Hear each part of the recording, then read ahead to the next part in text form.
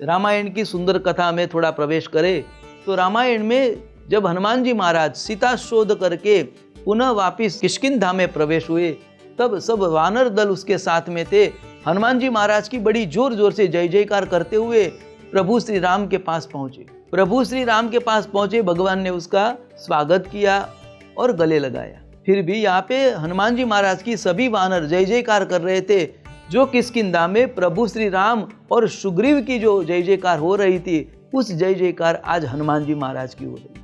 तो इतनी जोर जोर से जय जयकार सुनते हुए प्रभु का हृदय भी आह्लादित हुआ और प्रभु ने भी हनुमान जी महाराज का जय जयकार करना शुरू कर दिया। अरे हनुमान जी, तुमने तो गजब ढायो, तुमने बड़ा बड़ा कार्य करके आए हो।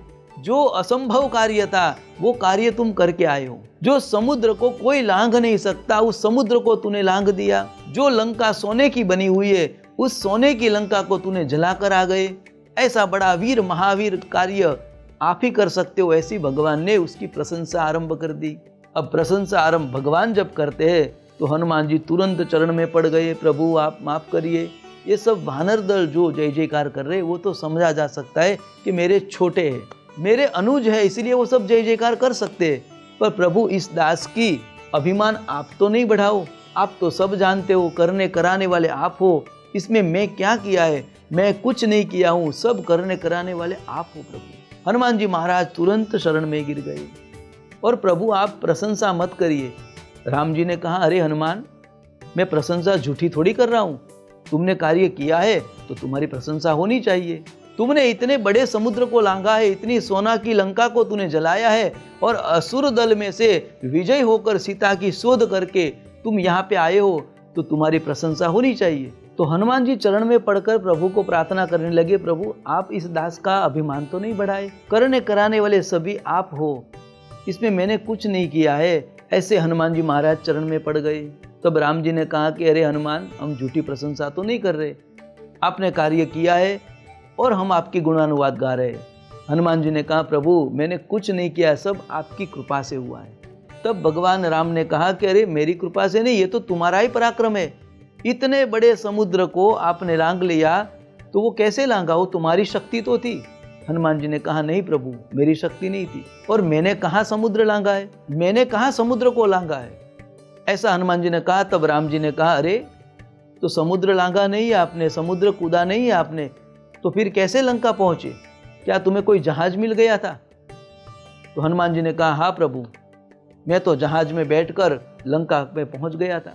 वहां बैठे हुए सभी वानर सोच में पड़ गए कि अरे हमको तो कोई जहाज दिखा नहीं। वहां तो हनुमान जी कूदी लगा कर गए और यहाँ बोल रहे कि मुझे जहाज मिल गया था। भगवान ने भी पूछा, अरे हनुमान, तुम्हें कोई जहाज मिला था? कौन सा जहाज मिला था? भारत का था या श्रीलंका का था? कौन सा जहाज मिला तुम्हें? तब हनुमान जी ने कहा, प्रभु आपने ही मुझे जहाज दिया था।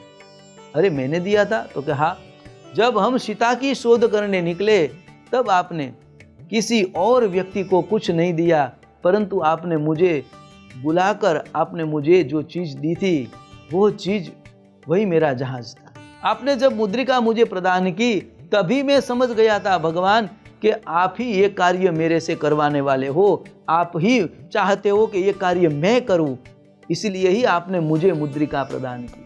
और वही मुद्रिका मैं लेकर उसमें बैठकर आपकी कृपा के माध्यम से मैं श्रीलंका पहुंच गया। प्रभु मुद्रिका मेली मुख माही, जलधि लांधि गए अचरज नाही।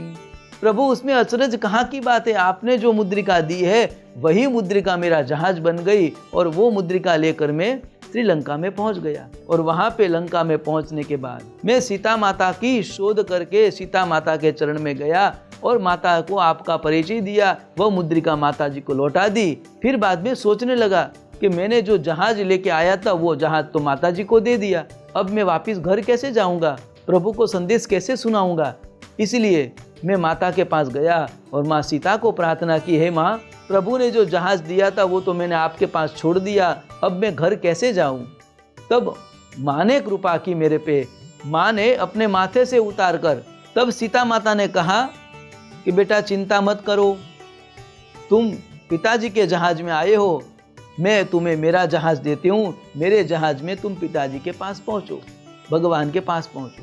माताजी ने अपने माथे से उतारकर चूड़ामणि हनुमान जी को दी और वह चूड़ामणि में बैठकर, चूड़ामणि रूपी जहाज में बैठकर माँ की कृपा को प्राप्त करके मैं पुनः वापिस आ गया। इसमें मेरी कौन सी बड़ाई है प्रभु, आप ही सब करने कराने वाले हो। आपकी कृपा से ही मैं समुद्र लांघा और माता की कृपा से समुद्र से वापिस आया और आपके शरण में बैठा हूँ। ऐसा हनुमान जी ने विनम्र भाव होकर, शरणागत वत्सल होकर परमात्मा को यश प्रदान किया। बस यही सुखदेव जी महाराज कहते हैं कि व्यक्ति को जो भी कार्य करे परंतु अंततः कृष्णार्पणम करना चाहिए। सब कार्य प्रभु की कृपा से हो रहे, ऐसा हमें परमात्मा को अर्पण करना चाहिए।